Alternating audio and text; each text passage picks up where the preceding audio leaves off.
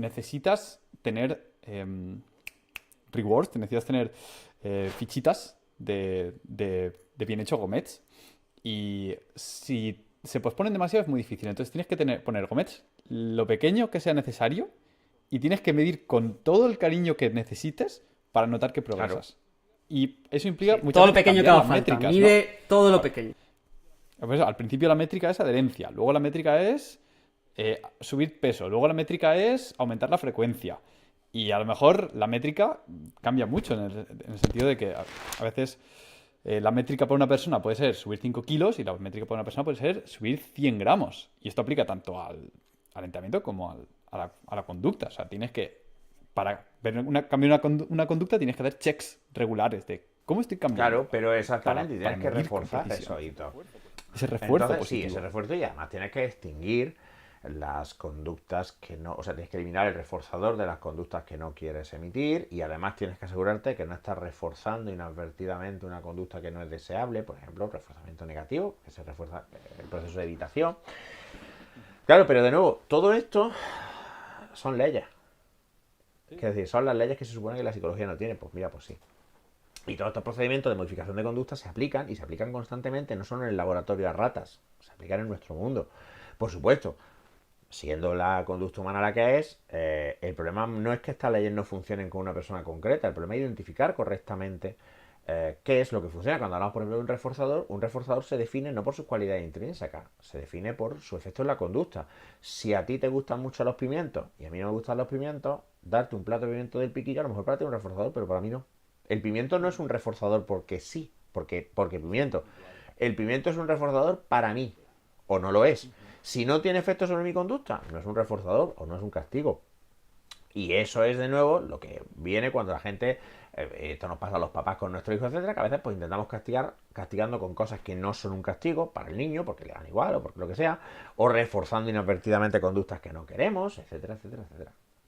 De hecho, el próximo libro, que espero que salga el año que viene, que voy a escribir, se va a llamar ¿Por qué Apoya ha hecho eso? Y sí, se va a llamar así. Se va a llamar ¿Por qué Apoya ha hecho eso? Luego ya no sé si los de la editorial me dirán que van a tachar el título de la yo no sé lo que sea, pero se va a llamar así por mis cojones. Y precisamente porque, primero, ¿por qué Apoya ha hecho eso? Es la pregunta fundamental de la psicología. O sea, ¿por qué hacemos las cosas? Por esto. Segundo, porque es un homenaje a mi tierra, ¿no? Porque en Granada es exactamente como lo preguntas, pero ¿por qué Apoya hace eso? Pues eso.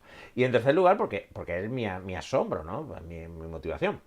Y en este libro voy a abordar para el público lo que es el análisis funcional de la conducta, el para qué hacemos las cosas y la modificación de la conducta. ¿Cómo hacemos que la gente haga otras cosas o cómo hacemos que nosotros hagamos otras cosas? Porque hay manuales muy buenos en castellano, el último que salió fue el de María Jesús Froján y su equipo, pero son súper técnicos. O sea, son manuales que están orientados pues al psicólogo y son efectivamente infumables para medio infumables para el psicólogo, porque a mí que me gusta y los primeros capítulos de filosofía del conductismo ya son áridos, ¿sabes? Que esto lo tiene que leer alguien que no sea de la cuerda y esto lo manda a tomar por culo. Entonces, esa es mi intención, sacar un libro sobre este tema para el año que viene para ayudar a la gente a aprender a modificar su propia conducta o ayudar a modificar a los demás su propia conducta. Esto está chulo porque además es que somos muy malos modificando nuestra propia conducta. No me acuerdo quién lo decía, que somos malos empleados, pero somos peores Absolutamente. jefes con nosotros mismos. Absolutamente. Pero eso viene porque además vivimos inmersos en una serie de asunciones erróneas sobre el comportamiento humano, lo que decíamos antes, que todo el mundo cree que sabe psicología.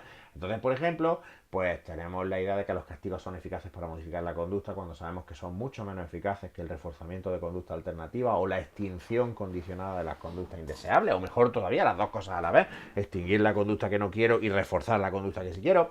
Creemos en inconscientes, creemos, por ejemplo, en mitos como que prestamos una excesiva atención a la influencia que ciertas cosas como los medios pueden tener en la conducta. Por ejemplo, pues la típica mamonada esta de los videojuegos te vuelven violento. Eh, entonces, claro, somos muy malos modificando nuestra conducta porque es que muchas veces partimos de bases erróneas de cómo funciona nuestra conducta, porque además creemos en mierdas como el libre albedrío. Entonces ahí es donde fallamos muchas veces.